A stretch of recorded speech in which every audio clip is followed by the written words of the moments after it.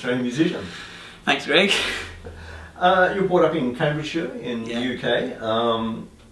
Your music has a lot of Delta blues, Appalachian, bluegrass influences. Yep. Where did that come from? Well, it came via a lot of sources. One of the things is that it's really that led me there is obviously the guitar, and that through a few different people. The first one's really being my guitar tutors. I had one called Steve Beanie who was very versatile in a lot of styles, and I'd heard all these guitar players like Richard Thompson and Scotty Moore. I was like, do you know anything about these guys? And he goes, oh yeah, and he was like, this is a couple of things that they're doing. He showed me some basics, and he goes, if you like this, you might like Mississippi John Hurt, you know, Fred McDowell, a few of these people. I was like, oh right, and of course we had the Cambridge Folk Festival that was that happened every year, and I got to see guys like John Hammond there, Guy Clark, a lot of classic Americana artists, and it kind of really put wind in my sails. Do you remember your first guitar? Yeah, it was a crappy little classical guitar. When I was age 9, I was given a classical guitar, and it was, I loved it. I don't know why, I can't remember why I can't remember asking for one, but I used to play air guitar all the time when I was a kid. Yeah, and then your first real guitar? Well, I think that would be my Gibson Les Paul. I had a couple of Hondus when I was, I did a paper round. I saved up the cash to get my first black Hondu 2, and then I was working in the supermarket for a year, and just every single penny was going towards buying a real Gibson Les Paul. And when I finally got that one, I put it in my bedroom and went to sleep, and woke up the next morning looking at the guitar as a bit of a sap. Fast forward to 2004, you came to Australia. Yep. A couple of years later started the Stilsons. Yep. Recorded 3 albums. Yep. But you also started Mountain King Music, yep. a booking agency come label. Yep. Where does that business savvy come from? Well, I'm not really that business savvy. I think it's we haven't made a lot of money. I think it was one of those things that when you have like a band agreement, it's you got to kind of really be. You want transparency with the band members, and Mountain King Music was set up between myself, Kat Canteri, and Ben France, and that's so that the Stilsons were basically that label, and so those albums were all owned by us, and it was a very convenient way to as a proxy for booking gigs and doing various other things, and so that's how that worked out. You've just released a new album called Barefoot Wonderland. Your last one was Winter Pick. Was there any difference in your approach to the 2 albums? Yeah, there was quite a bit of difference. I think with Winter Pick I was really struggling a lot with the whole idea of playing solo guitar and what it involved, and it was, I found the whole ordeal quite stressful. With this one I felt a little bit more comfortable with the whole procedure, and I still had the same team of people around me, although I got Shane O'Mara to come in and have a go at mixing the album, but this one seemed as a whole a lot easier to do.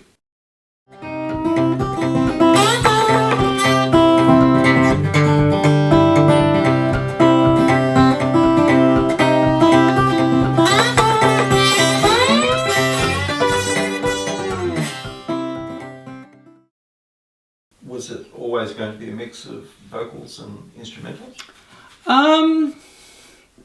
Yes. The vocal tracks on this album is there's a lot less vocal tracks on this album, and I just love playing instrumental guitar. That's I find myself being more drawn to that.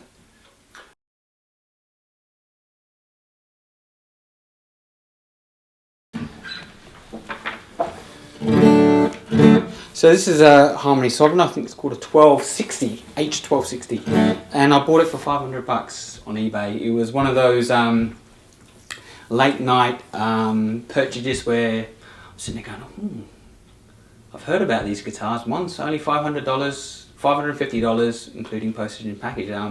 Shall I do a bid on this? Oh, whoops! I've just won it. But $500, it's not very much money, and it arrived like basically about 5 days later. The only thing is that I had to spend $800 on getting it fixed up because it needed a neck reset and a bridge restuck and a few different other things, and new tuning heads. But I think it sounds great, especially for that old sort of blues slide stuff, and it's kind of what I use on a few tunes like Speed Camera.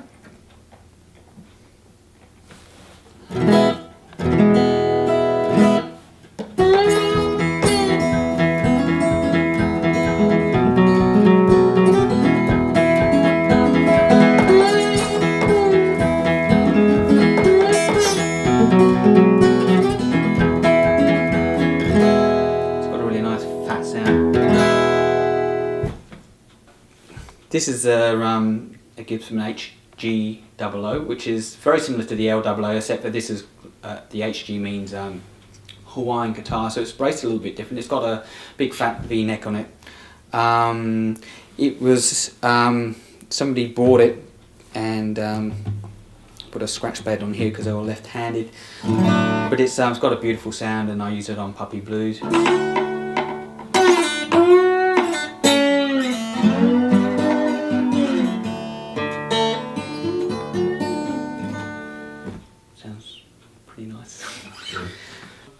The Martin guitar, the HG28, is used on the title track, Barefoot Wonderland. Tell me about that guitar. Well, what had happened is that you can probably see from it, it's got this little extra tuning machine head up here, and it's got a drone on the G string. And the reason being is that for a few reasons, 10 years ago I went into the acoustic guitar shop in Johnson Street. There used to be the acoustic centre there, and they had this Martin guitar in there that was called the Roger McGuinn model, which is called, I think, a D7, and it had this extra string there, and I thought, why would somebody want something like that? You know, it's a bit of a waste of a guitar. And but then it reminded me that you know, guys like Big Joe Williams, Jesse Fuller, you know, they converted their guitars into 9-string guitars, you know, to make things more rattly, and it's kind of always been at the back of my mind. And then I got this guitar a few years ago, and you know, really love it. But I thought that, you know, I had this wild, crazy idea to see if anybody made anything about, you know, converting guitars, and this thing called Add String. $100 from America. I was like, I'll give that a go, you know. And I'm not that wildly crazy about 12 strings. I find them a little bit too much, but having this in them gives it a little bit of extra sparkle.